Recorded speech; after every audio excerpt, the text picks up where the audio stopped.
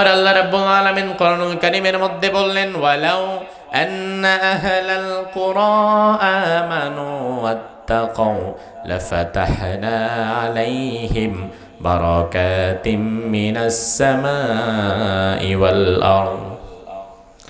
ও জনপদের লোকেরা শোনো শোনো, কোন জনপদের লোকেরা, কোন দেশের লোকেরা যদি ঈমান আনে এবং তাকওয়া অবলম্বন করে, ওই জনপদের লোকদের জন্য আকাশ এবং জমিনের সব বরকতের দরজা আমি আল্লাহ খুলে দেই। সুবহানাল্লাহ। সে আল্লাহ বলছেন, ও বান্দারা শুনে নাও, রোজা আমি আল্লাহ এই জন্য ফরজ করলাম যেন রোজার মাধ্যমে তোমরা তাকওয়া অর্জন করতে পারো। অন্য কোনো কারণে রোজা আমি আল্লাহ দেই নাই। আমি আল্লাহর রোজা দেওয়ার উদ্দেশ্য একটাই, তোমাদেরকে মুত্তাকি বানানো। জোরে কোন কি বানানো? আসসালামু আলাইকুম ওয়া রাহমাতুল্লাহি ওয়া বারাকাতুহু।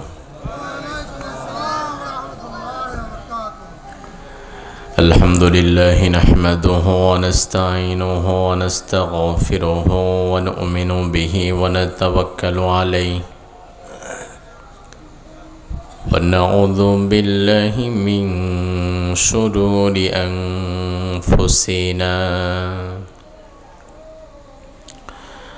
ومن سيئات أعمالنا من يهده الله فلا مضل له ومن يضلل فلن تجد له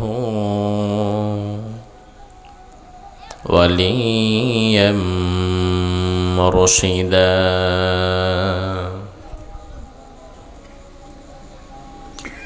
ونشهد أن لا إله إلا الله وحده لا شريك له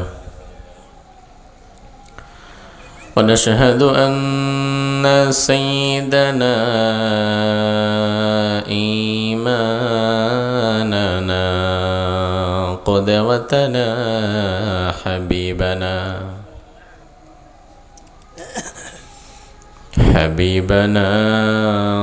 طبيبنا وطبيب أرواحنا محمد الذي أرسله بالحق بشيرا ونذيرا وداعيا إلى الله بإذنه وسراجا منيرا. فقد قال الله تعالى في كلامه المجيد وفرقانه الحميد: أعوذ بالله من الشيطان الرجيم. بسم الله الرحمن الرحيم. إن الله وملائكته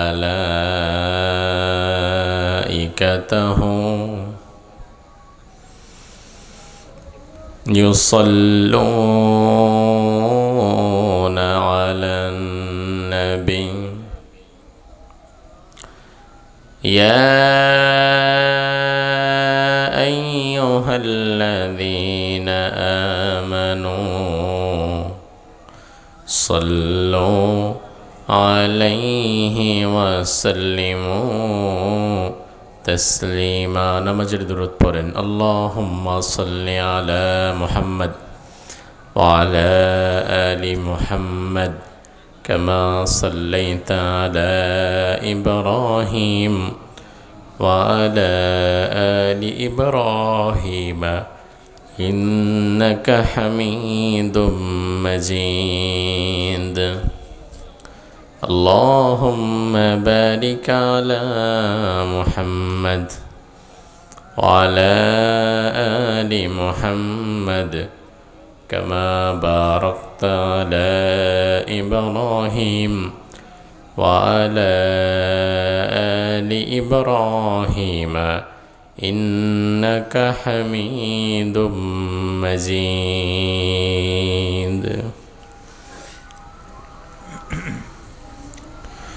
সকল প্রশংসার একমাত্র মালিককে। আল্লাহর নামটা নিতে চকরিয়ার মানুষের কি কষ্ট হয়, তাইলে একটু লজ্জা বোধহয় লাগে না? মানুষ তো কোনো বিষয়ে লজ্জা পেলে তখন কথা একটু আস্তে বলে। আল্লাহর নাম নিতে তো আমাদের কোনো লজ্জা নাই, কোনো ভয় নাই। তাহলে নিঃসংকোচে নির্দ্বিধায় নির্ভয়ে জবাব দিন, সকল প্রশংসার একমাত্র মালিককে। সে আল্লাহর জন্য প্রশংসা করছি, আমরা পড়ছি আলহামদুলিল্লাহ। পড়েন আল্লাহু আকবার কবীরা ওয়ালহামদুলিল্লাহি কাসীরা সুবহানাল্লাহি বুকরাতাও ওয়া আসীলা। আমরা প্রশংসা করলাম কার? আল্লাহর প্রশংসা করতে পেরে আল্লাহর প্রিয় গোলামেরা কি খুশি না বেজার? সবাই খুশি? যারা যারা খুশি আওয়াজ দিয়ে বেশি একটু মোহাব্বতের সাথে বলেন তো আলহামদুলিল্লাহ। আল্লাহর প্রশংসা করলে লাভ না লস? কার লাভ? আল্লাহর নাকি আমাদের? দুনিয়ার হিসাবের সাথে আল্লাহর হিসাবের কোনো মিল নাই। দুনিয়াতে যদি আপনি আমার প্রশংসা করেন আমার লাভ, আপনি যদি এই ইউনিয়নের চেয়ারম্যান সাহেবের প্রশংসা করেন তার লাভ, যদি এমপি সাহেবের প্রশংসা করেন তার লাভ, তার 2টা ভোট বাড়বে, জনপ্রিয়তা বাড়বে। কিন্তু আল্লাহ বলে, বান্দা দুনিয়ার হিসাবের সাথে আমার হিসাব মিলে না। তুমি দুনিয়াতে যার প্রশংসা করবা লাভটা তার হবে, তোমার না। তবে তুমি যদি আমি আল্লাহ তাআলার প্রশংসা করো, আমি আল্লাহর কোনো লাভ নাই। দুনিয়া আখিরাতের 16 আনা লাভ আমি আল্লাহ তোমারই দিয়ে দেব। তাও সুবহানাল্লাহ বলতে পারলেন না? তো এই জন্য আমরা সব সময় প্রশংসা যার করব তিনি কে? আল্লাহ সুবহানাহু ওয়া তাআলা। শাহরবিল ইসলামী ছাত্র যুব পরিষদের উদ্যোগে আয়োজিত 14তম ঐতিহাসিক সিরাতুন নবী সাল্লাল্লাহু আলাইহি ওয়াসাল্লাম মাহফিল সভাপতি হিসাবে দাওয়াত করেছেন আলহাজ হযরত মাওলানা রুহুল কুদ্দুস আনোয়ারি আল আজহারি সাহেব, সাবেক অধ্যক্ষ শাহরবিল আনোয়ারুল উলুম কামিল মাদ্রাসা চকরিয়া।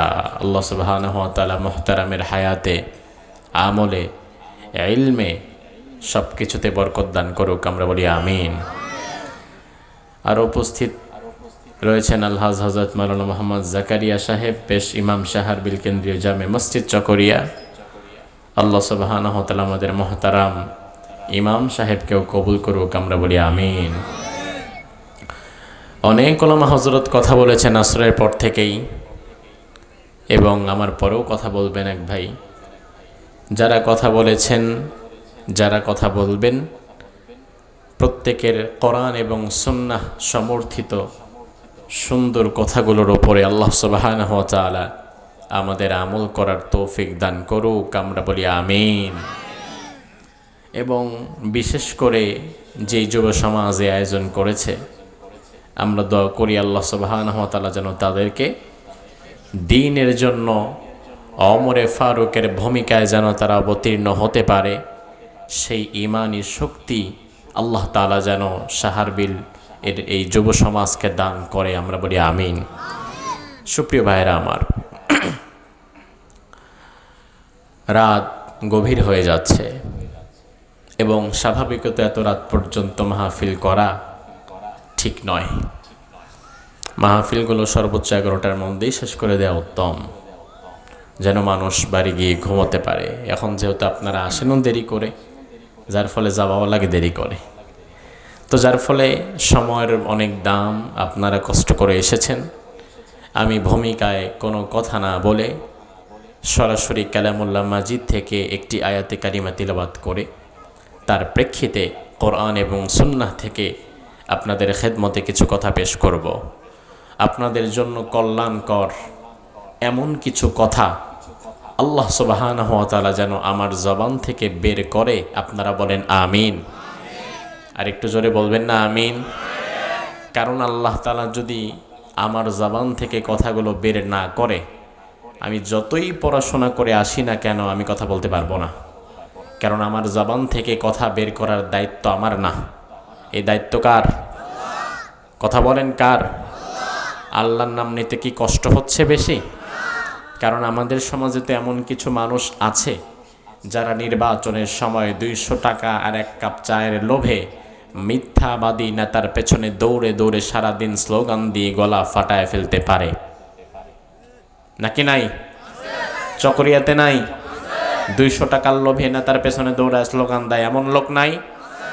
আবার ওই মানুষগুলো মাহফিলে আসলে জবান থেকে একটা বার আল্লাহর নাম বেরো হয় না, একটা বার সুবহানাল্লাহ বের হয় না, আলহামদুলিল্লাহ বের হয় না, আল্লাহু আকবার বের হয় না। অথচ পোড়া কপাল, তোমার এই জবান, এই কথা বলার শক্তি তোমার নেতা দেয় নাই। এই জবান, এই কথা বলার শক্তি দিয়েছেন যিনি, তিনি কে? তাহলে যেই আল্লাহ আপনাকে জবান দিয়েছে এবং কথা বলার মতো শক্তি দিয়েছে, ওই আল্লাহ তাআলার জন্য জবান খরচ করে কথা বলার দরকার কি আছে না নাই? আপনারা বলতে রাজি আছেন তো ইনশাআল্লাহ? তাহলে একটু জোরে বলেন তো আল্লাহু আকবার। আসুন আমরা একটি আয়াতে কারিমা তিলাওয়াত করে আলোচনা শুরু করি। তবে কোরআনে কারিম তিলাওয়াতের পূর্বে আল্লাহ সুবহানাহু ওয়া তাআলার দেয়া বিধান অনুযায়ী আউযু বিল্লাহ এবং বিসমিল্লাহ পাঠ করার প্রয়োজনীয়তা কি আছে নাকি নাই? নাকি চকরিয়াতে না পড়লেও চলে? পড়তে হয়? আমার একার না, আপনাদের সবার? তার কারণ শয়তান আমাদেরকে ধোঁকা দেওয়ার জন্য আমাদের রগ রেশকারায় ঢুকছে, চলছে। বসে আছেন আপনি এখানে, মনোযোগ চলে গেছে বাজারে, তাহলে লাভ হবে না, কোরআন আপনি বুঝতে পারবেন না। তো এই জন্য শয়তানের ওয়াসওয়াসা থেকে বাঁচার জন্য পরিপূর্ণ মনোযোগ দিয়ে আলোচনা শ্রবণ করার লক্ষ্যে আউযু বিল্লাহ এবং বিসমিল্লাহ পাঠ করার ইচ্ছা, শক্তি, সামর্থ্য আপনাদের আছে তো ইনশাআল্লাহ? বসে না থেকে মাইকের আওয়াজ যার কানে যাচ্ছে, সামনে পেছনে ডানে বামে, সকলেই পড়া শুরু করেন। আউযু বিল্লাহি মিনাশ শাইতানির রাজিম। বিসমিল্লাহির রহমানির রহিম। يا أيها الذين آمنوا كتب عليكم الصيام كما كتب على الذين من قبلكم لعلكم تتقون। একটু জোরে বলেন তো আল্লাহু আকবার। আল্লাহ রাব্বুল আলামিন সূরাতুল বাকারার 183 নম্বর আয়াত, কোন সূরা? ভুলে গেছে পাবলিক, কোন সূরা? আয়াত নাম্বার 183। এই আয়াতে আল্লাহ রাব্বুল আলামিন বললেন, ও ঈমানদারেরা, কুতিবা আলাইকুমুস সিয়াম। কোরআনে কারীমের আয়াতগুলো দুটো প্যাটার্নে বিভক্ত, দুটো ক্লাস, দুটো শ্রেণী, আলাদা করা যায়। কোন কোন আয়াতের শুরু আল্লাহ করেছেন ইয়া আইয়ুহান নাস, ও মানুষেরা, এই কথা দিয়ে। আবার কোন কোন আয়াতের শুরু আল্লাহ করেছেন ইয়া আইয়ুহাল্লাযীনা আমানু, ও ঈমানদারেরা, এই কথা দিয়ে। মানুষ এবং ঈমানদারদের মধ্যে পার্থক্য কি আছে না নাই? দুনিয়াতে 800 কোটি মানুষ আছে বর্তমান পৃথিবীতে। 800 কোটি মানুষ মানুষ বটে, কিন্তু 800 কোটি মানুষ ইমানদার নয়। 800 কোটি মানুষের মাঝে দুনিয়াতে ইমানদারের সংখ্যা হচ্ছে 200 কোটি। তাহলে 600 কোটি ইমানহীন, বেঈমান, ইমানহীন, ইমান নাই এমন মানুষ। তো কোরআনের যে সমস্ত আয়াতে আল্লাহ ইয়া আইয়ুহান নাস বলেছেন, ও দুনিয়ার মানুষেরা বলে ডেকেছেন, আপনি সহজভাবে বুঝে নেবেন ওই আয়াতগুলো গোটা দুনিয়ার 800 কোটি মানুষের জন্যই প্রযোজ্য। কারণ মানুষের মধ্যে হিন্দু মানুষ, বৌদ্ধ মানুষ, খ্রিস্টানও মানুষ, ইহুদিও মানুষ, মুসলমানও মানুষ, সবাই মানুষ। কিন্তু ভাইয়েরা আমার মনে রাখবেন যে আয়াতগুলোর শুরুতে আল্লাহ ইয়া আইয়ুহাল্লাযীনা আমানু, ও ইমানদারেরা, ইমানদারদের আলাদা করে ডেকেছেন। এই আয়াতগুলো দুনিয়ার 800 কোটি মানুষের জন্য প্রযোজ্য নয়। এই আয়াতগুলো কেবলমাত্র 200 কোটি মানুষের জন্য। তো আমার আল্লাহ রাব্বুল আলামিন সূরাতুল বাকারার 183 নম্বর আয়াতের যে মেসেজটা আমাদেরকে দিতে চাইলেন, আমরা প্রথম কথার মাধ্যমে বুঝে নিলাম এই মেসেজটা, এই আয়াতটা দুনিয়ার 800 কোটি মানুষ সবার জন্য না, বরং দুনিয়ার মাত্র 200 কোটি যারা ইমানদার তাদের জন্যই প্রযোজ্য। ঠিক না ব্যাঠিক? আল্লাহ রাব্বুল আলামিন বললেন, ইয়া আইয়ুহাল্লাযীনা আমানু, ও ইমানদারেরা, কুতিবা আলাইকুমুস সিয়াম, তোমাদের উপরে রমজানের রোজা আমি আল্লাহ ফরজ করে দিলাম। জোরে কোন ফরজ করলেন কে? কুতিবা। স্বাভাবিকত কুতিবা মানে ফরজ করা না, ফরজ মানে ফরজ করা। আল কিতাবাতু মানে লেখা, কাতাবা ইয়াকতুবু, উকতুব লা তাকতুব, এটা লিখা। তাহলে আল্লাহ তাআলা তো বলতে পারতেন ফুরিদা আলাইকুমুস সিয়াম, রোজা ফরজ করলাম না, বরং আল্লাহ তাআলা বললেন কুতিবা আলাইকুমুস সিয়াম। আবার কাতাবার সাথে যদি আলা সিলা যোগ হয় তখন অর্থ হয় ফরজ করা। কারণ কাতাবা শব্দের অর্থ যদি লিখা হয়, আল্লাহ বললেন ইমানদারেরা তোমাদের জন্য আমি আল্লাহ লিখে দিলাম, বাধ্যতামূলক করে দিলাম রমজানের রোজাকে। সুবহানাল্লাহ বলবেন না? নাকি রমজানের রোজা পেয়ে আমরা একটু নারাজ, একটু অখুশি? রমজানের রোজা পেয়ে কি খুশি নাকি নারাজ? আর কয়দিন পরে? মাশাআল্লাহ বলবেন না? আলহামদুলিল্লাহ, আর মাত্র একদিন পরে। আল্লাহ তাআলা চাহে তো আমরা যেই সময় এখন মাহফিল করছি এই সময় আর মাহফিল হবে না, এই সময় হয়তো তারাবি শেষ করে বাড়ির দিকে যাচ্ছি, অথবা তারাবি এখনো পড়ছি। আলহামদুলিল্লাহ বলবেন না? আজকের মাহফিলের মধ্য দিয়ে রমজানের পূর্বের আমার যে প্রোগ্রামের শিডিউল ছিল সেই প্রোগ্রাম সমাপ্ত করছি। আজকের পরে পুরো রমজানে বাহিরে কোনো প্রোগ্রাম আমি করব না বলে নিয়ত করেছি। রমজান মাস ইবাদতের মাস, এই মাসটাকে একটু একাকী আল্লাহ তাআলাকে সময় দেওয়ার দরকার কি আছে না নাই? তো রমজানের রোজা আল্লাহ তাআলা ফরজ করেন। দেখেন আমরা সবাই রোজা রাখবো, আমরা সবাই মুসলিম। আজকের এই আলোচনা আমাদের প্রত্যেকের জন্য মোস্ট ইম্পর্টেন্ট। রোজা কি জিনিস, কেন ফরজ করলেন, কি কারণে ফরজ করলেন, এই বিষয়গুলো আজকের এই আয়াতের আলোচনার মধ্য দিয়ে উঠে আসবে। আল্লাহ রাব্বুল আলামিন বললেন ইমানদারেরা তোমাদের জন্য আমি রমজানের রোজা ফরজ করেছি, কামা কুতিবা আলাল্লাযীনা মিন ক্বাবলিকুম, যেমন তোমাদের পূর্ববর্তীদের জন্য ছিল। লাআল্লাকুম তাত্তাকুন, আমি আল্লাহ রোজা দিলাম এই জন্য যেন দুনিয়ার মুসলমানেরা তোমরা মুত্তাকি হয়ে যেতে পারো, যেন তোমরা তাকওয়া অর্জন করতে পারো। সুবহানাল্লাহ কোন।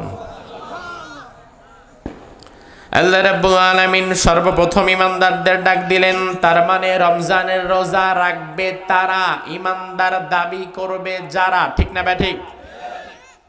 যারা বেঈমান, যার ইমান নাই, তার রোজার কোনো দামও নাই। কারণ ইমানের দাম সবচাইতে বেশি, যার কারণে সবার আগে আমার আল্লাহ ইমানদারদের ডাক দিলেন। যার ইমান ঠিক আছে তার রোজা আল্লাহর দরবারে কবুল হবে, যার ইমানে ভেজাল আছে তার রোজার 2 পয়সার দামও নাই। যেমন আমার ভাইরা আপনারা জানবেন, রোজা কিন্তু শুধু মুসলমান যারা দাবি করি তারাই রাখি না, বিভিন্ন ধর্মের মানুষও রোজা রাখে।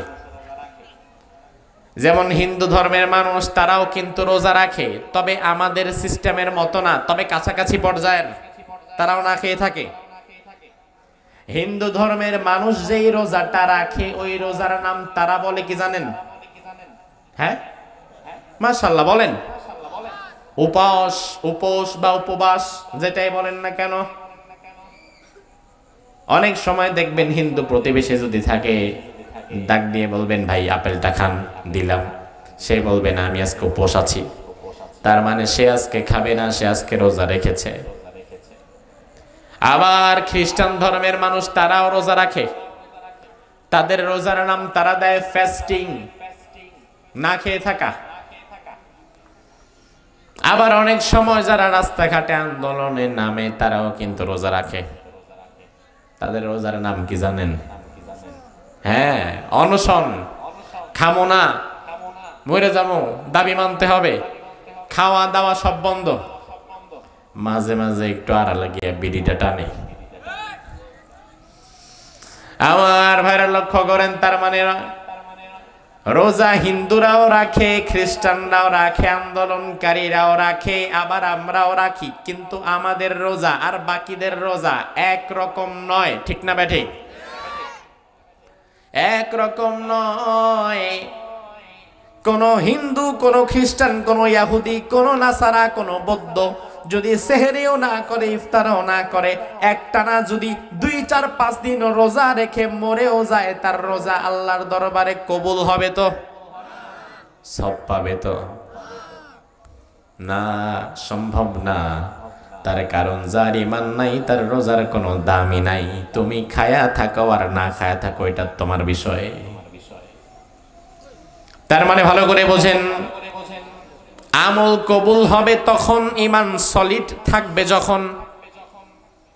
আপনার ইমান যদি ঠিক থাকে আপনার রোজা কবুল হবে, আপনার ইমান যদি ঠিক থাকে আপনার তারাবি কবুল হবে, আপনার ইমান যদি ঠিক থাকে আপনার সাহারি, ইফতার, আপনার তাহাজ্জুদ কবুল হবে, আপনার ইমান যদি ঠিক থাকে আপনার হজ উমরা সব কবুল হবে, আপনার ইমান যদি ঠিক থাকে আপনার যাকাতও কবুল হবে।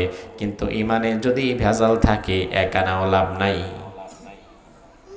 ইমান হচ্ছে একের মতো এক, একের পরে যদি আপনি একটা শূন্য বসান তাইলে কত হয়? সবাই কোন? যদি শূন্য আরেকটা বাড়াই কত হয়? যদি আরেকটা বাড়াই কত হয়? আরেকটা বাড়াইলে, আরেকটা দিলে 1 লাখ। এবার আমার ভাইয়েরা সামনে থেকে একটারে মুছে দেন, সামনে কোনো এক নাই।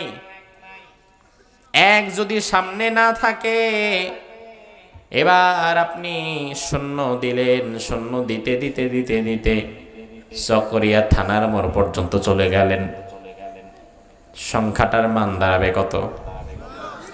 কথা কন না? শূন্য শূন্যই থাকবে। এখন আপনি যতই শূন্য দেন না কেন, কারণ এক তো নাই। ইমানও হচ্ছে ঠিক একের মতো, একটা থাকলে যেমন শূন্য বাড়ালে মানও বেড়ে যায়।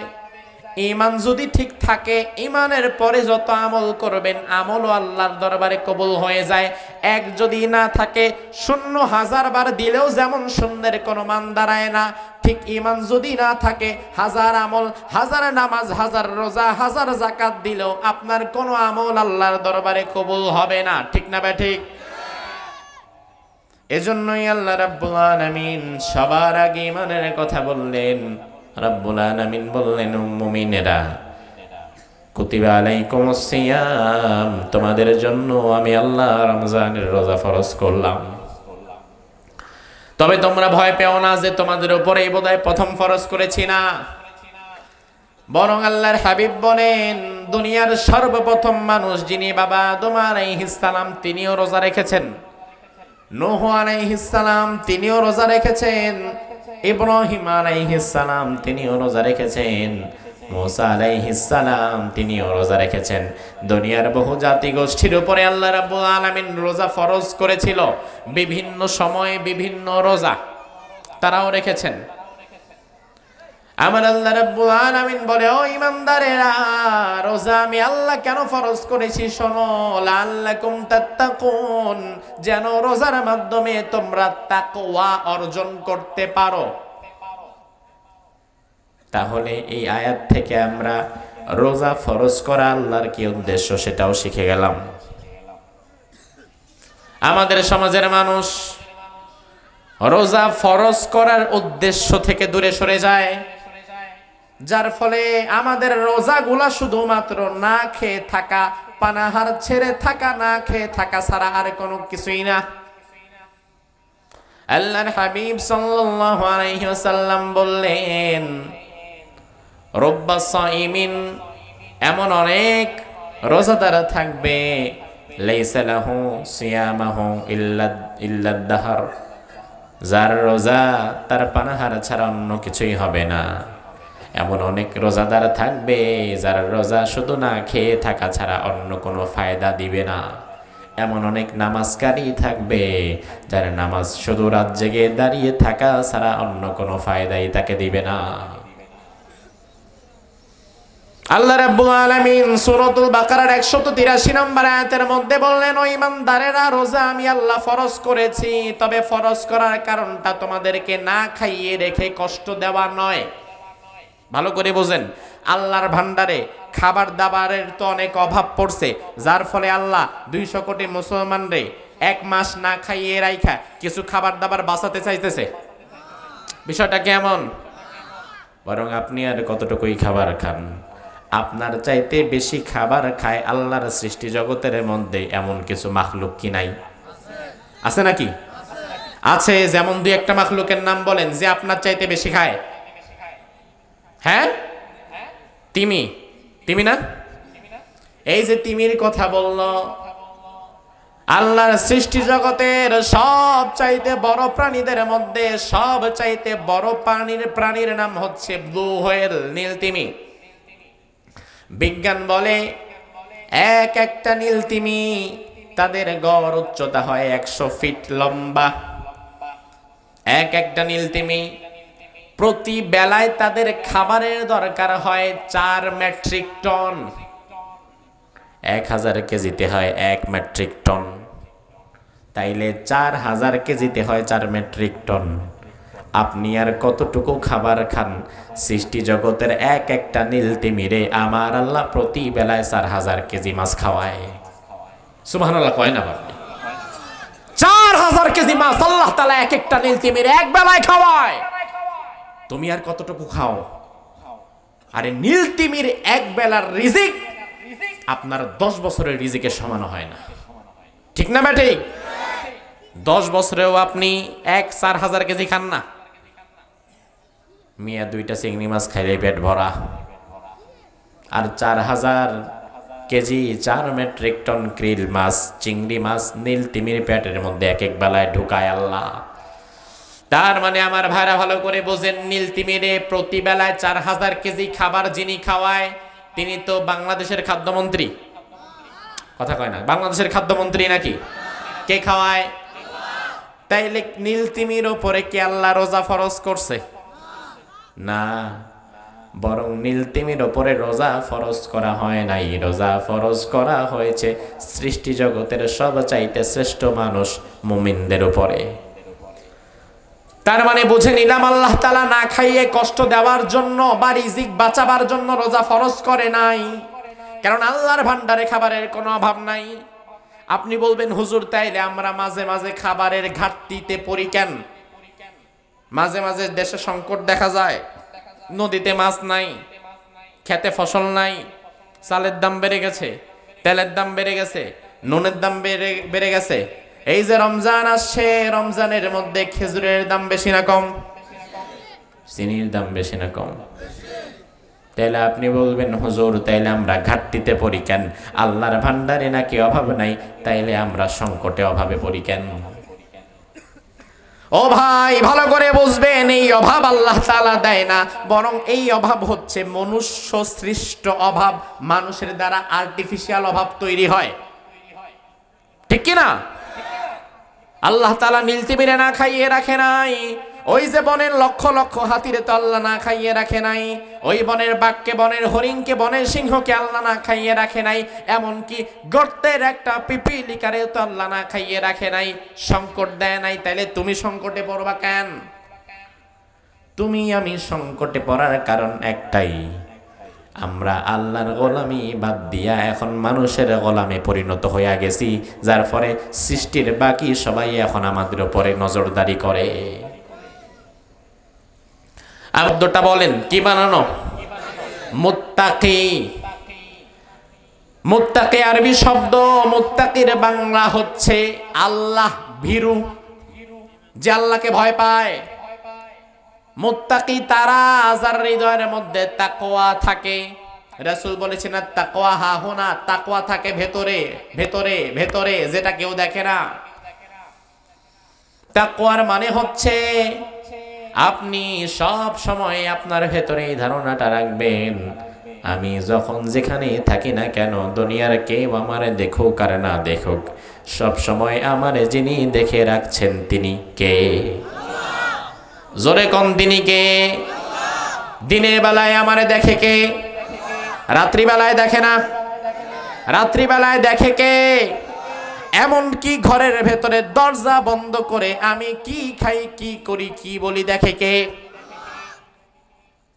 এটাই তাকওয়া। আপনাকে এই সেন্স সব সময় রাখতে হবে, দুনিয়ার কেউ আমারে না দেখুক, সবার চোখ ফাঁকি দেওয়া যায় কিন্তু আল্লাহর চোখ কখনো ফাঁকি দেওয়া যায় না।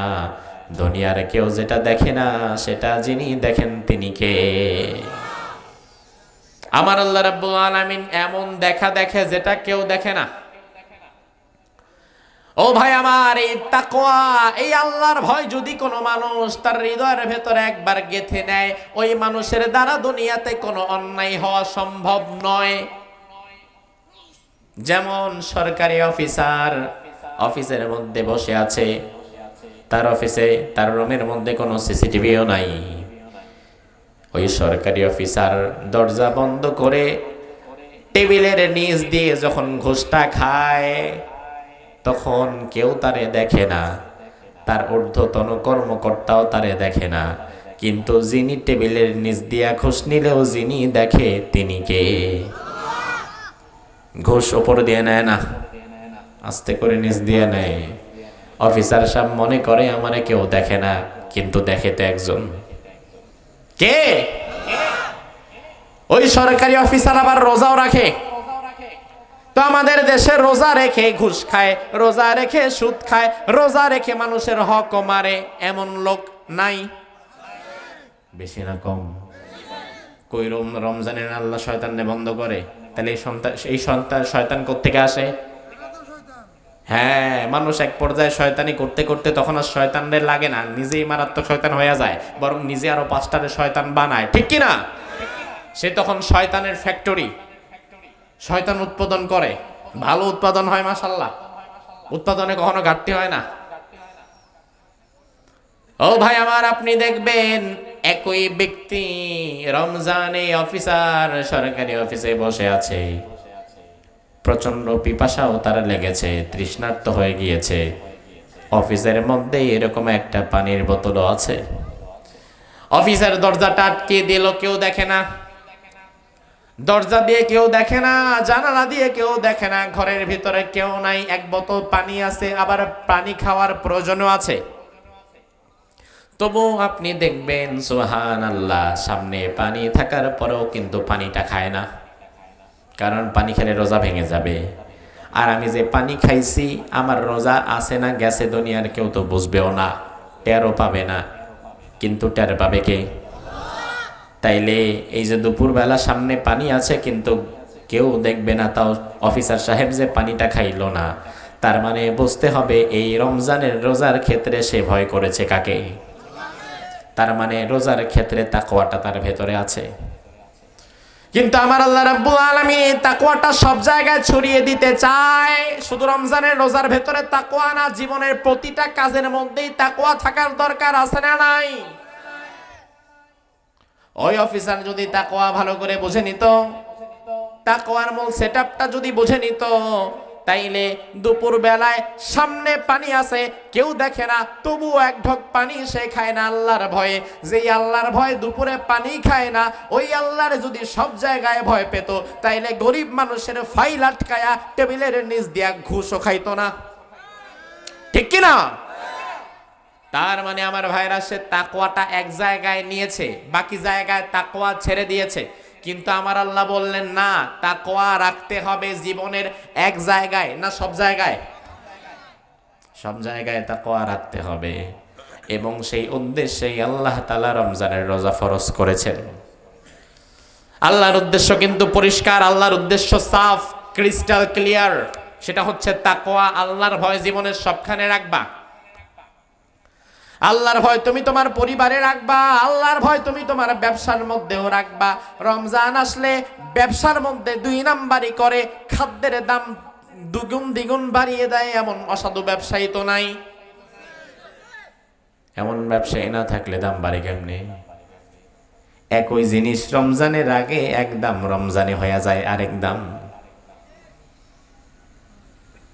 আমার ভাইরা দেখেন, ব্যবসা তো কম বেশি সবাই করে, আর ব্যবসা করা তো খারাপ কিছু না, বরং রাসূল বলেছেন ব্যবসার মধ্যে আল্লাহ রিজিকের 10 ভাগের 9 ভাগ ভরে দিয়েছেন। সুবহানাল্লাহ বলেন।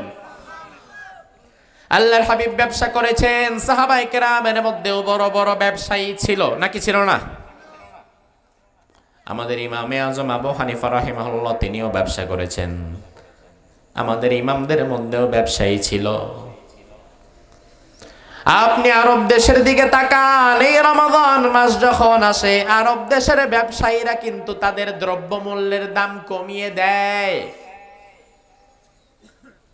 একজন আরব ব্যবসায়ীকে জিজ্ঞেস করা হলো, আপনি তো আপনার পণ্যের দাম 70% কমিয়ে দিয়েছেন, যে জিনিসটার দাম 100 টাকা, ওই জিনিসের দাম আপনি রমজানে মাত্র 30 টাকা নিয়েছেন, বাকি 70 টাকাই দেখিয়ে আপনি ছেড়ে দিয়েছেন, এত লস আপনি কেমনে করলেন?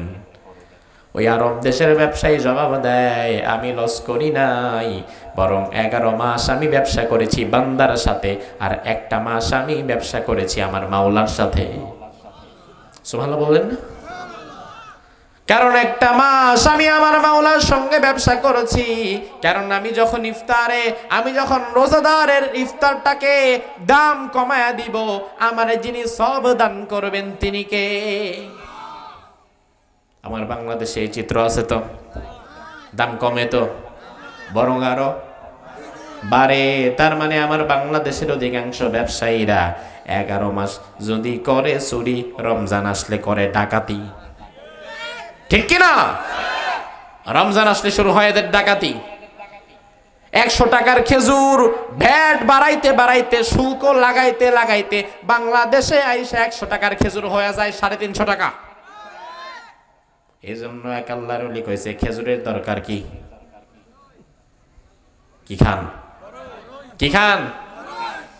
আমার ভাইরা লক্ষ্য করেন, আর একদিন পরে তো রমজান, সেহরি তো কালকেই খাইতে হবে আল্লাহ তাআলা চাইলে।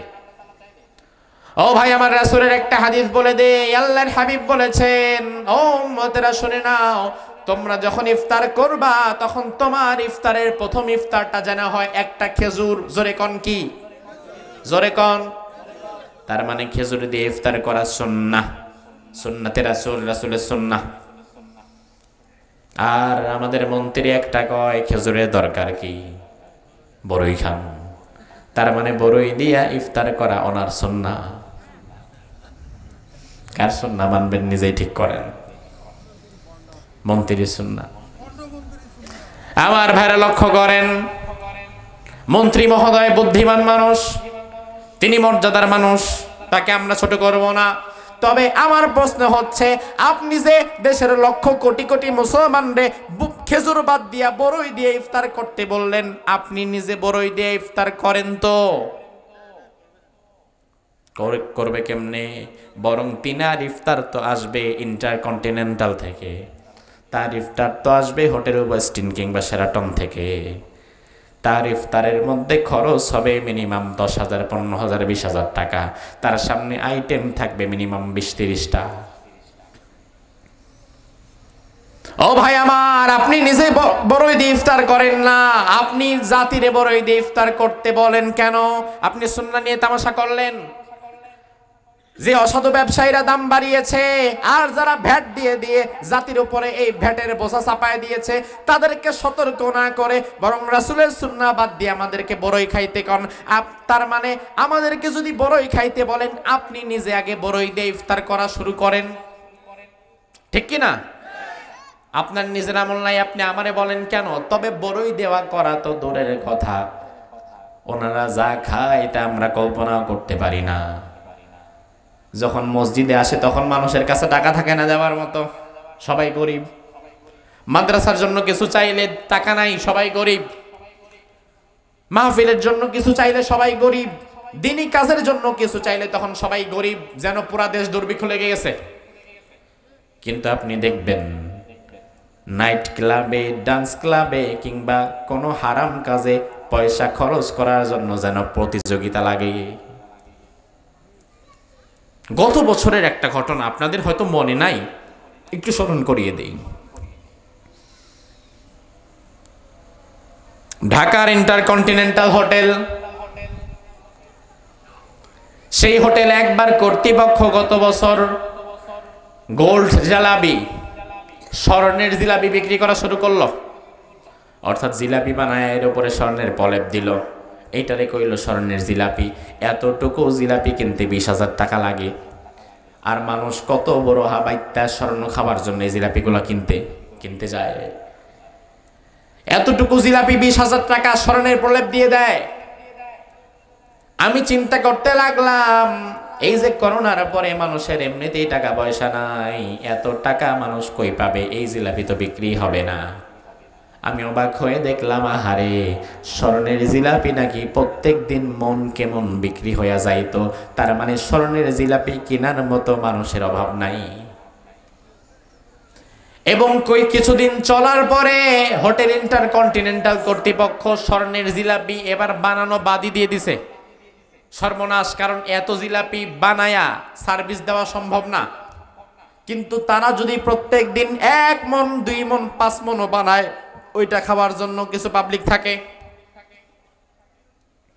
ও ভাই আমার, তার মানে বিষয়টা হচ্ছে সমাজের একটা শ্রেণী দিনকে দিন নিচু হতে হতে হতে হতে অর্থনৈতিকভাবে তারা ভেঙে পড়ছে। দিন তাদের খাবারের মান, থাকার মান, জায়গার মান, জীবনের মান কমছে। আর আরেকটা শ্রেণী টাকা কামাইতে কামাইতে হারাম টাকা এত বেশি হয়েছে, ওই টাকা রাখার আর জায়গা নাই, তখন স্বর্ণের জিলাপি খাওয়া শুরু করছে। কথা কয় না পাবলিক? নাকি এমন নাই? সমাজের একটা শ্রেণী উঁচু হতে হতে হতে হতে তাদের পেট হয়ে গেছে আকাশচুম্বী। আর আরেকটা শ্রেণী খাইতে না খাইতে তাদের পেট হয়ে গিয়েছে কঙ্কালসার। আমার ভাইরা দেখেন, রমজানের সময় 20,000 টাকা দিয়া যে হারামখোরেরা স্বর্ণের জিলাপি খাইতে পারে, ওই হারামখোরেরাই আবার আমাদেরকে বড়ই দিয়ে ইফতারের কথা বলে। তুমি তো বড়ই দিয়ে ইফতার করো না, তাইলে তুমি আমার নিয়ে মজা নাও কেন? আল্লাহর হাবিব বলেছেন, কেউ যদি ইফতার করে তার প্রথম খাবারটা হবে খেজুর। জোরে কোন, প্রথম খাবার কি হবে? যদি আপনি খেজুর না পান, খেজুর কিনতে পারেন নাই, কিংবা দাম অনেক বেশি, তখন কি করবেন? ফালাল মা ওয়া মান লাম ইয়াজিদ ফালাল মা। রাসূল বলেছেন, কেউ যদি খেজুর না পায় তাইলে সে প্রথম খাবে পানি। প্রথম কি? তবে যে সমস্ত সাধু ব্যবসায়ীরা আর উপরে বসে যারা ভ্যাট বাড়ায় দিয়েছেন, এই 2 শ্রেণীর মানুষ মুসলিম উম্মাকে কষ্ট দেওয়ার কারণে আল্লাহর দরবারে আপনারা আসামি হয়ে যাবেন। আপনাদের কারণে এই সময়ে, এই রমজানে হাজার হাজার লক্ষ লক্ষ গরিব মানুষ খেজুর থেকে বঞ্চিত হবে, ঠিক কি না? তারা বঞ্চিত হবে আপনাদের কারণে। আমার ভাইরা, যেটা বলছিলাম শোনেন, আল্লাহ রাব্বুল আলামিন রমজানের রোজা আমাদেরকে দিলেন আমাদেরকে মুত্তাকি বানাবার জন্য, তাকওয়াবান বানাবার জন্য। এখন রমজানের রোজা আসলো গেল, জীবনে 25 বছর 30 বছর পর্যন্ত আপনি রোজা রেখে গেলেন, কিন্তু তাকওয়া অর্জন করতে পারলেন না।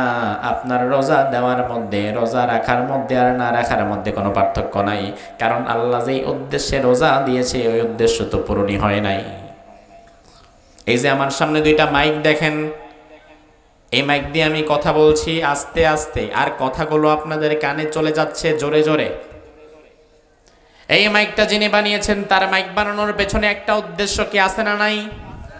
বুঝে না, আছে না নাই?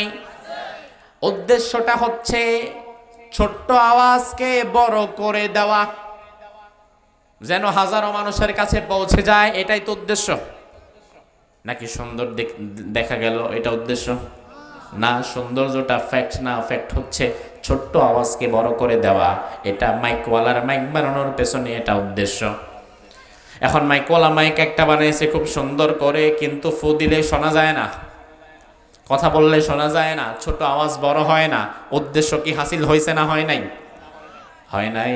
আর উদ্দেশ্য যদি না হয়, ওই রকমের মাইক আপনি কত টাকা দিয়ে কিনবেন? মাশাআল্লাহ, কিনবেন নাকি? না, কারণ আমার যে উদ্দেশ্যই তো নাই। আমি হুদাইরা নিয়ে করুমটা কি? এই যে লাইটওয়ালা যিনি লাইট বানিয়েছেন, লাইট বানাবার পেছনে তার উদ্দেশ্য আছে না নাই? উদ্দেশ্যটা হচ্ছে অন্ধকারের মধ্যে আলোর ব্যবস্থা করা, যেন মানুষ পথ চলতে পারে। এখন লাইটওয়ালা লাইট বানানোর পরে টেস্ট করার সময় যদি দেখে অন্ধকারে এটা জ্বলে ওঠে না, আলো দেয় না, তাইলে ওই লাইটের 2 পয়সার দাম আছে নাকি? তার মানে প্রতিটা জিনিস গড়ার পরে আমাদের যে উদ্দেশ্য থাকে, উদ্দেশ্য যদি হাসিল না হয় ওই জিনিসের যেমন কোনো দাম নাই। আল্লাহ রোজা ফরজ দিয়েছেন আমাদেরকে মুত্তাকি বানাবার জন্য। আমরা যদি মুত্তাকি না হই, এই রোজা রেখাও আমাদের কোনো লাভ নাই। কথা বোঝাতে পারলাম তো? তার মানে রোজা আল্লাহ দিয়েছেন আমাদেরকে মুত্তাকি বানাবার জন্য, যেন সমাজের মানুষের ভেতরে আল্লাহর ভয় ঢুকে যায়, আল্লাহর ভয় গেঁথে যায়। এখন আলহামদুলিল্লাহ আমাদের সমাজের মানুষ রোজাও রাখে, মিথ্যাও বলে, আছে না নাই? রোজাও রাখে, চুরিও করে, আছে না নাই? রোজাও রাখে, জনগণের সম্পদও মারে, এমন নেতা আছে না নাই? রোজাও রাখে আবার সুদও খায়, রোজাও রাখে আবার ঘুষও খায়। রোজার মাসে খাবারে ভেজাল দেয় এমন দোকানদার কি নাই? রোজার মাসেও খাবারে ভেজাল দেয়, অর্থে ভেজাল দেয়, এমন তো লোকের অভাব নাই। তার মানে আমার ভাইরা, রোজাদার যদি কোনোদিন মিথ্যা বলে, রোজাদার যদি হারাম কাজে লিপ্ত হয়, তাইলে বুঝতে হবে রোজার উদ্দেশ্য থেকে সে সরে গেছে, সে রোজাটা বুঝে ওঠে নাই। এই জন্য রোজা যদি আপনি কবুল করতে চান আল্লাহর দরবারে, আল্লাহর ভয় সব সময় রাখতে হবে। আল্লাহর ভয় যাদের ভেতরে থাকবে, দুনিয়া আখিরাতে আমার আল্লাহ তাদেরকে সম্মানিত করে দেবে। সুবহানাল্লাহ। ওমর ফারুক রাদিয়াল্লাহু আনহু বলতেন, মান ইয়াতাজ্জা বিমাকানিহি ফালয়ানজুর ইলা ফিরাউন। ও দুনিয়ার মানুষ, তোমরা যদি কেউ ক্ষমতায় যাওয়া বা ক্ষমতায় টিকে থাকাটারে সম্মানের জায়গা মনে করো, তাহলে তুমি ফেরাউনের দিকে একবার তাকাও। কারণ বর্তমান দুনিয়ার ক্ষমতাবানদের চাইতে ফেরাউনের ক্ষমতা কি কম ছিল নাকি বেশি ছিল? কিন্তু ফেরাউনের কোনো মর্যাদা আপনার কাছে আছে তো? ফেরাউন যদি আজকে তার লাশটা কোনো প্রশাসনিক গার্ড ছাড়া, পুলিশ ছাড়া, ফেরাউনের লাশটা যদি মিশর থেকে আইনা আমাদের সাহারা বিলের এই মাঠের মধ্যে রাখে, আমরা তো যাওয়ার সময় সবাই একটা কইরা চুমা দিয়া যাবো। কি দিমু? মাশাআল্লাহ, জুতা থুথু। তার মানে তার কোনো সম্মান আমাদের কাছে নাই। অথচ ফেরাউন তো বাদশা, ফেরাউন তো রাজা ছিল, ফেরাউন ছিল কিং, তাইলে তার সম্মান নাই কেন? ওমর ফারুক বললেন, ওয়া মান ইয়াতাজ্জা বিমালিহি ফালয়ানজুর ইলা কারুন। কেউ যদি অধিক সম্পদ কামাবার বাসনা, অধিক সম্পদ কামানোটাকে নিজের জন্য সফলতা মনে করে, নিজের জন্য সম্মানের জায়গা মনে করে, তাইলে সে যেন কারুনের দিকে একবার তাকায়। লক্ষ্য করেন এদিকে, এই তাকানের দিকে। কেউ যদি সম্পদ কামানোটাকে মর্যাদার জায়গা মনে করে, তাইলে সে যেন কারুনের দিকে তাকায়। কারুনের ধন সম্পদ কম ছিল না, বরং কারুনের মতো ধন সম্পদ বর্তমান দুনিয়ার বিল গেটসেরও নাই। কারুনের মতো ধন সম্পদ বর্তমান দুনিয়ার মুকেশ আম্বানির কাছেও নাই। কারণ কারুন এমন একজন ব্যক্তি ছিল যার ব্যাপারে আমার আল্লাহ কোরআনে বলেছে, ওয়া আতাইনাহু মিনাল কুনুজি মা ইন্না মাফাতিহাহু লাতানু বিল উসবাতি উলিল কুওয়াহ।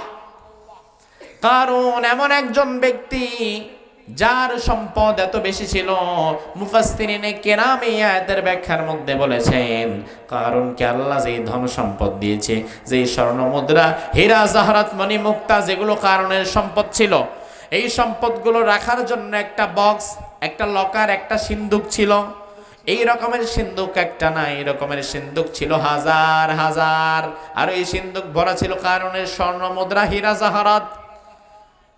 মুফাসসিরিনে কেরাম বলেন, কারুনের যেই ধন সম্পদ ছিল, ওই ধন সম্পদের যেই ভান্ডারগুলো ছিল, ওই ভান্ডারগুলোর যেই তালা ছিল, ওই তালার যেই চাবিগুলো ছিল, কারুনের ধন সম্পদের ধন ভান্ডারের তালার চাবি বহন করার জন্যে 70টা উট লাগতো।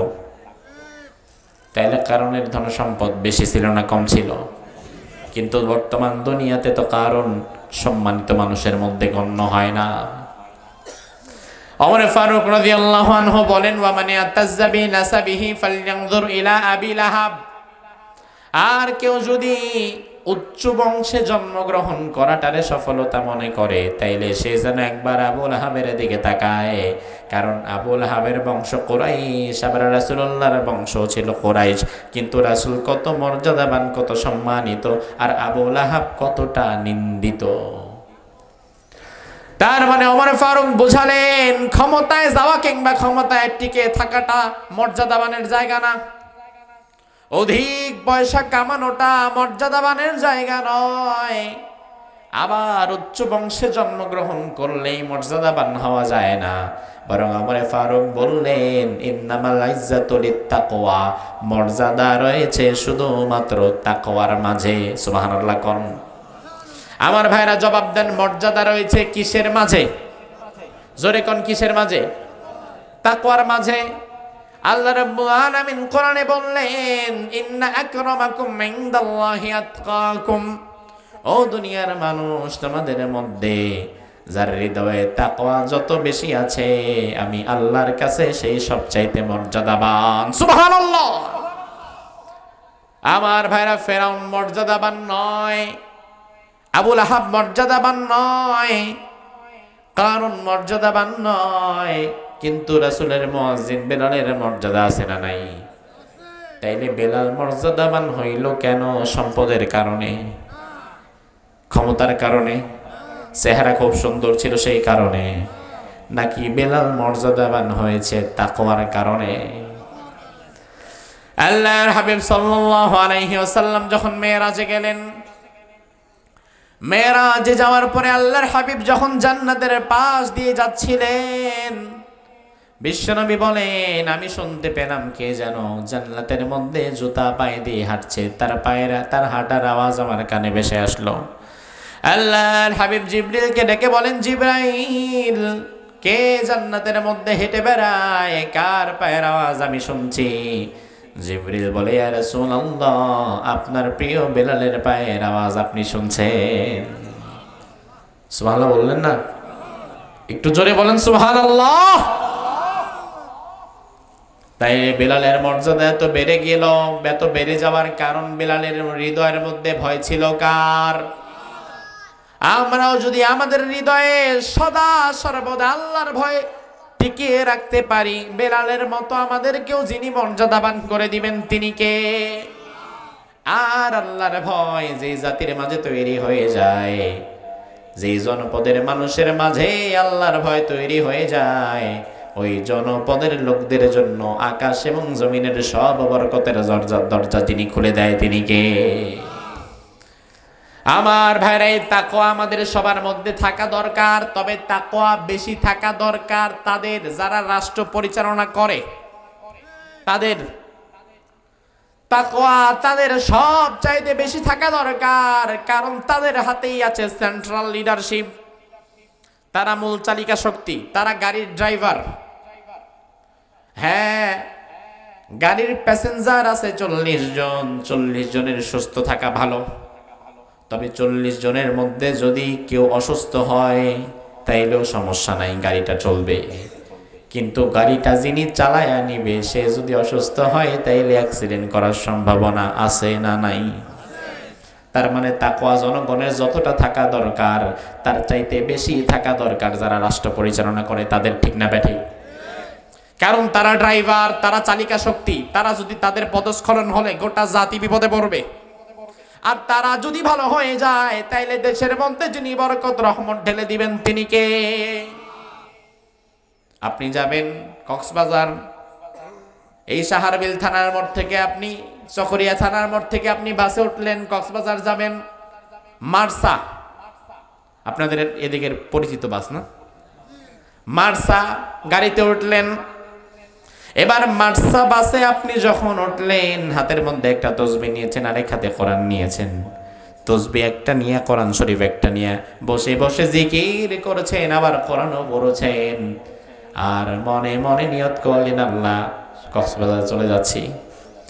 কিন্তু দুঃখের বিষয় হচ্ছে আপনার গাড়িটা যিনি ড্রাইভ করছে, মার্সার ড্রাইভার যে, সে ড্রাইভ করার আগে 2 বোতল খায়া তারপরে উঠছে। এবার গাড়ি একবার ঢুলে সেও ঢুলে, গাড়িও ঢুলে, গাড়ি একবার ডানে যায় একবার বামে যায়। কিন্তু তার যাত্রী 40 জনের মধ্যে আপনার মতো ভালো বুজুর্গ বান্দা আছে, আমার মতো একজন বক্তা খতিব আছে, ইমাম সাহেব আছে একজন, মুয়াজ্জিন আছে একজন, হাফেজ সাহেব একজন, আলেম একজন, পীর সাহেব আছে একজন। এমন ভালো ভালো মানুষই গাড়ির যাত্রী হয়েছে। কিন্তু ভালো ভালো মানুষ গাড়ির যাত্রী হওয়ার পরে ড্রাইভার যদি মাতাল থাকে তাহলে এই মাতাল ড্রাইভারের কারণে ওই ভালো ভালো মানুষগুলাও গাড়ি নিয়ে খাতে পড়বে, ঠিক কিনা? তার কারণ ড্রাইভার সমস্যা। এখন গোটা দেশের মানুষ আমরা তসবিহ নিলে আর লাভ কি হবে? দেশ যারা চালায় তারা যদি চোর হয় তাইলে তাদের চুরির কারণে, দুর্নীতির কারণে যদি গজব আসে তাইলে ওই গজবের সময় তসবিহওয়ালারাও বাদ যাবে না, আমরাও খাদে। এই জন্য তাকওয়া আমাদের যতটা না থাকা দরকার তার চাইতে বেশি থাকা দরকার তাদের, ঠিক না বেঠে? আমার ভাইরা, তাফসীরে কাবীরে আল্লামা ফখরুদ্দীন রাজি রাহিমাহুল্লাহ মালিক ইয়াউমিদ্দিনের তাফসীর প্রসঙ্গে একটা ঘটনা আনলেন। কোন জনপদের বাদশা, কোন জনপদের প্রেসিডেন্ট, প্রধানমন্ত্রী, সে যদি ইনসাফ না করে তাইলে যা হয়, আর ইনসাফ যদি করে তাইলে যেমন পরিস্থিতি হয়, এটা বোঝাবার জন্য একটা ঘটনা আনলেন। প্রাচীনকালের এক বাদশা 2-1 সাথী সঙ্গী নিয়ে জঙ্গলের মধ্যে চলে গেল হরিণ শিকার করার জন্যে। আগের কালের রাজা বাদশাদের এটা একটা অভ্যাস ছিল, মাঝে মাঝে জঙ্গলে চলে যেত শিকার করার জন্যে। এবার ওই বাদশা যেতে যেতে যেতে যেতে এমন দুর্গম পথে চলে গিয়েছে যেখানে যাওয়ার পরে স্বাভাবিকত পথ হারায় ফেলছে। আবার এদিক দিয়ে সন্ধ্যার আধার নেমে গিয়েছে, রাত হয়ে গেছে। বাদশার সাথী সঙ্গী যে 2-3 জন ছিল তারা পরামর্শ দিল, বাদশা এত রাতে আর রাজ্যে ফিরে যাওয়া যাবে না, পথ আমরা হারিয়ে ফেলেছি, গুগল ম্যাপ আর নাই, তাইলে এখন আমরা এক কাজ করি, আশেপাশে কারো বাড়ি থাকলে সেখানে আশ্রয় গ্রহণ করি, এরপরে আমরা আগামীকাল সকালে মানুষকে জিজ্ঞেস করতে করতে আমাদের রাজ্যে ফিরে যাব। বাদশা বলল ঠিক আছে, সমস্যা নাই। আমার ভাইরা, বাদশা কিছু দূর খোঁজার পরে দেখলো জঙ্গলের এক কিনারে একটা মাটির ঘর, কুড়ে ঘর, ছোট্ট ঘুপড়ি ঘর। বাদশা এবং তার 2-3 জন সফর সঙ্গীরা ওই ঘরের সামনে গিয়ে দরজায় নক করলো, ঘরের ভেতরে কে আছো, বের হও। ভেতর থেকে একজন ছোট্ট বাচ্চা বের হয়ে আসলো। এখন ওই বাদশাকে এই ছোট্ট বাচ্চা চিনে না, আবার বাদশা যে তিনি যে এই রাজ্যের বাদশা তিনি এটার পরিচয়ও দিলেন না। বাদশা বললেন আমি একজন আগন্তুক মুসাফির, আমি পথ ভুল করে ফেলেছি, রাস্তা হারিয়ে ফেলেছি,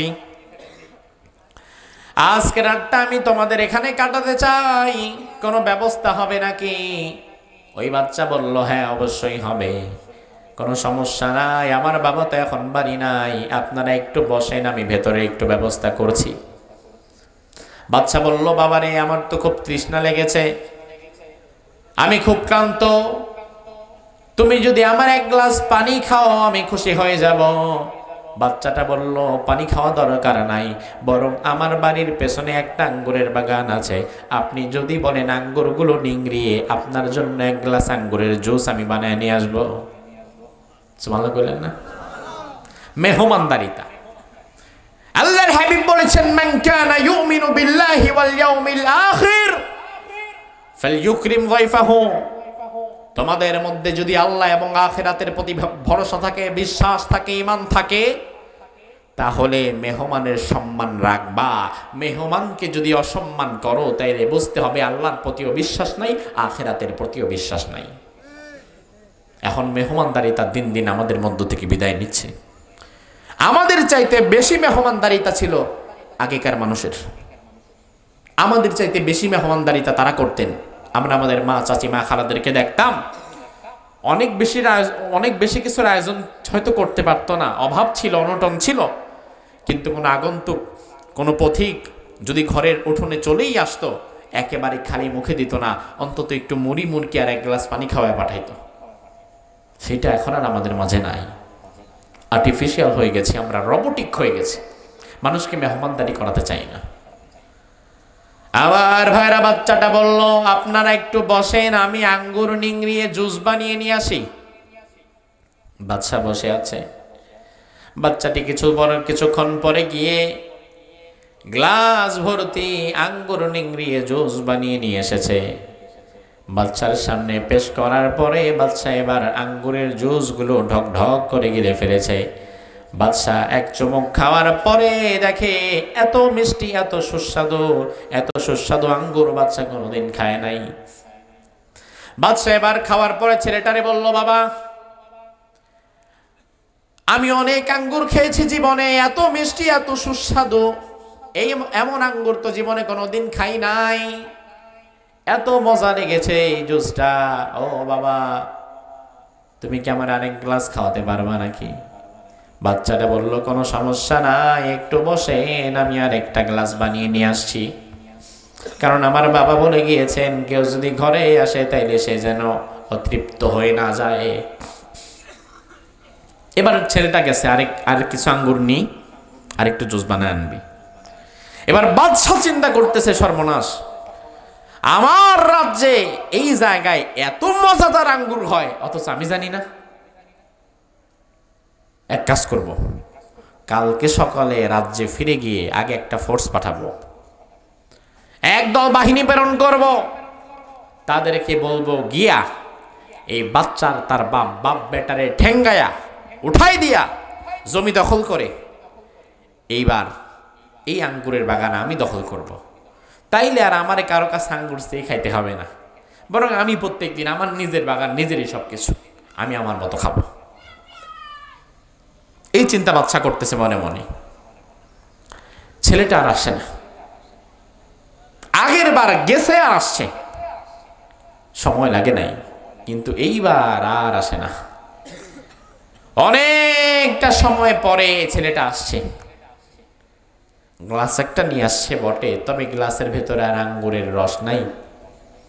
বাদশা গ্লাসটা হাতে নিছে, দেখে কি ব্যাপার, গ্লাস তো খালি, আর গ্লাসের নিচে কয়েক ফোঁটা কষ বুঝেন? কষ বুঝেন? রসের উল্টা যেটা, সেটা কি? কাঁঠালের কোষে যেমন রস আছে, আবার কাঁঠালের বোটায় তেমন কষও আছে। এখন রস বড় মজা, কষ কি মজা? বাদশাকে দেখে, কিরে আঙ্গুর তো নাই, উল্টা দেখি কষ নিয়ে আসছে। হাই বেয়াদব, ফাজিল, তোমার তো ভালো মনে করছিলাম, প্রথমবার আইনে এক গ্লাস রস দিলা, এত সুন্দর জুস দিলা, আর দ্বিতীয়বার এত দেরি করে আসলা, তারপরে আবার আল্লাহ রস না, আল্লাহ কষ।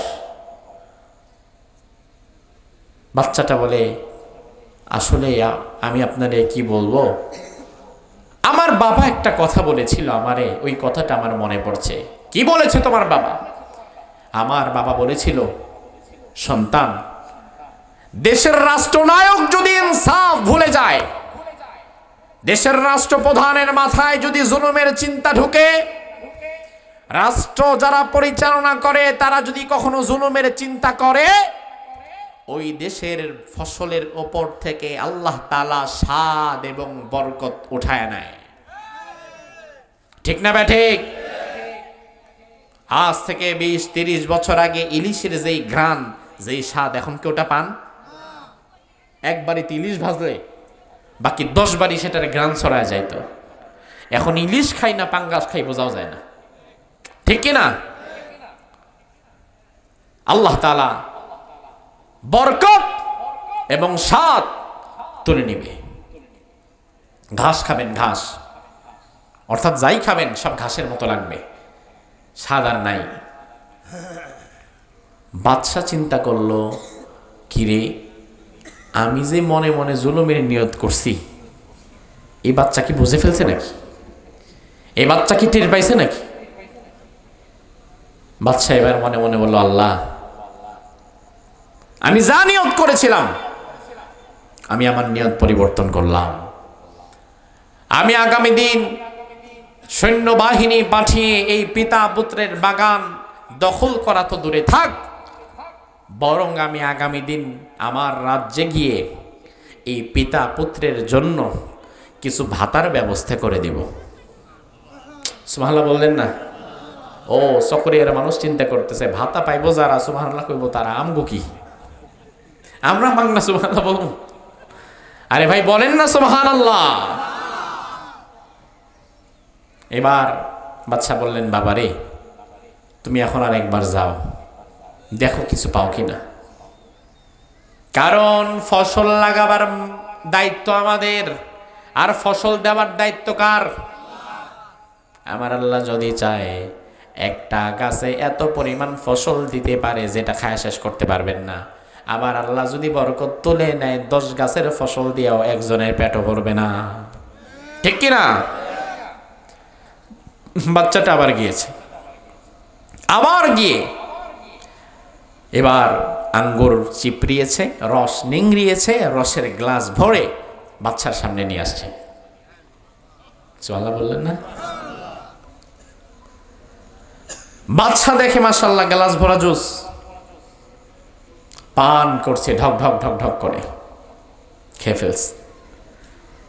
বাচ্চা খেয়ে বলে, সুবহানাল্লাহ, কি খাইলাম আমি এটা? তুমি প্রথমবার গেলে এমন জুস আনলা, যে জুস আমি জীবনে এত সুন্দর আঙ্গুরের রস কোনোদিন খাই নাই। আমি আবার আনতে বললাম, তুমি আনলা কষ। এরপরে 3 নাম্বার বারে আবারও আনতে বললাম, এখন তুমি যা আনছো তার স্বাদ প্রথমবার রসের চাইতেও বেশি। ঘটনা কি? বাচ্চাটা বলছে, আমার বাবা আমাকে বলেছে। দেখেন বাবার শিক্ষা কত অসাধারণ শিক্ষা। আমার বাবা আমারে বলেছে, কোন জনপদের বাদশা সে যদি জুলুমের চিন্তা করার পরে সে যদি এই চিন্তা প্রত্যাহার করে, সে যদি নিজের ভুল কোনোদিন বুঝতে পারে, সে যদি ন্যায় এবং ইনসাফের চিন্তা লালন করে, তাইলে আল্লাহ তাআলা ওই জনপদের উপরে পূর্বে বরকত রহমত যতটুকু দিয়েছিল, ওই জনপদের বাদশা যদি জুলুমের চিন্তা প্রত্যাহার করে, ইনসাফের নিয়ত করে, তাহলে আমি আল্লাহ তাআলা পূর্বের চাইতেও দ্বিগুণ রহমত এবং বরকত ওই জনপদের মানুষের জন্য নাজিল করে দেব। আর আমার বিশ্বাস, আমার দেশের বাদশা হয়তো এখন ইনসাফের চিন্তা করেছে। সুবহানাল্লাহ বলবেন না? আরে আমার দেশের বাদশা বলতে মানে কি? ওই বাচ্চা বলতেছে মিয়া। আমার ভাইরা লক্ষ্য করেন, তার মানে মূল বিষয় হচ্ছে এই যে সংকট, এই যে সংকট, এই যে সংকট, বাজারে চাল নাই, ঘরে ডাল নাই, নুন নাই, তেল নাই, নদীতে মাছ নাই, গাছে ফল নাই, এই সংকটগুলো আল্লাহ তাআলা দেয় না, বরং আমাদের পাপের কারণে এই সংকটগুলো সৃষ্টি হয়। ঠিক কিনা? এখন আমরা যদি তাকওয়াবান হয়ে যাই, আমাদের শাসকেরা যদি ওমর ফারুকের মতো মুত্তাকি শাসক হয়ে যায়, ওমর ফারুকের মতো যদি মুত্তাকি শাসক আজও তৈরি হয়ে যায়, তাইলে জনপদের অধিবাসীদের জন্য আরশে আজিমের সব বরকতের দরজা যিনি খুলে দিবেন তিনি কে? সে আল্লাহ বলছেন, গোলাম কুতিবা আলাইকুমুস সিয়াম, আমি আল্লাহ রমজানের রোজা ফরজ করেছি। কামা কুতিবা আলাল্লাযীনা মিন ক্বাবলিকুম, যেমন তোমাদের পূর্ববর্তীদের উপরেও করেছিলাম। লাআল্লাকুম তাত্তাকুন, যেন তোমরা মুত্তাকি হয়ে যেতে পারো। আল্লাহর হাবিব সাল্লাল্লাহু আলাইহি ওয়াসাল্লাম প্রতিটি জুমার খুতবায় একটা কমন কথা বলতেন। প্রতিটা জুমার খুতবায় যেই বিষয়ে খুতবা দিতেন, আল্লাহর হাবিব বলতেন, ওয়াসিকুম বিতাকওয়াল্লাহ, ও উম্মতেরা শোনো, তোমাদেরকে আমি আল্লাহর তাকওয়ার ব্যাপারে নসিহত করছি। আল্লাহর তাকওয়া অনেক বড় বিষয়। তাকওয়া যার ভেতরে ঢুকে যায়, তার দ্বারা কোনো অন্যায় কাজ কোনোদিন হয় না। এখন এই তাকওয়া কি? তাকওয়া বোঝাতে চাইলে ওমর ফারুক রাদিয়াল্লাহু আনহু একদিন উবাই বিন কাব রাদিয়াল্লাহু আনহুকে জিজ্ঞেস করলেন, ও ভাই, মাহিয়াত তাকওয়া, তাকওয়াটা কি জিনিস? তুমি আমারে একটু ভেঙে খোলাসা করে বুঝিয়ে দাও। লিল্লাহি তাকবীর, লিল্লাহি তাকবীর। আলহামদুলিল্লাহ, আমাদের সম্মানিত অতিথি তিনি আমাদের মাঝে উপস্থিত হয়েছেন। ইনশাআল্লাহ তাআলা তিনি আপনাদের সামনে কোরআন এবং সুন্নাহর আলোকে সুন্দর কথা বলবেন। তার কথা সম্পূর্ণ শুনে মোনাজাত দিয়ে এরপরে আপনারা বাড়ি ফিরে যাবেন ইনশাআল্লাহ। আল্লাহ সুবহানাহু ওয়া তাআলা আমাদেরকে কবুল করুক, আমরা বলি আমিন। ওয়ালাইকুম আসসালাম ওয়া রাহমাতুল্লাহ। জি, বসেন।